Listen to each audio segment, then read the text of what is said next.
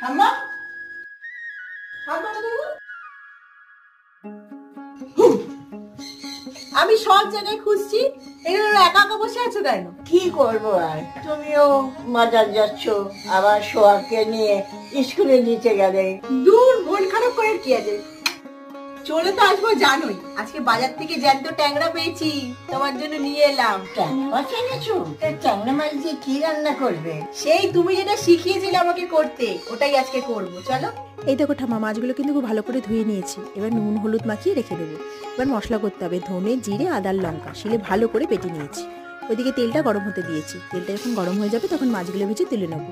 ওই তেলের মধ্যে কালো জিরে আর কাঁচা লঙ্কা ফোড়ন দিয়ে দেবো বেটে রাখা মশলা, ছোটো ছোটো করে কেটে রাখা টমেটো, পরিমাণ মতো লবণ, হলুদ আর সামান্য একটু কাশ্মীরি লঙ্কা গুঁড়ো দিয়ে কষিয়ে নেবো। যখন তেল ছেড়ে যাবে দিয়ে দেবো গরম জল আর ভেজে রাখা মাছগুলো। নামানোর আগে দিয়ে দেবো একটুখানি ধনেপাতা।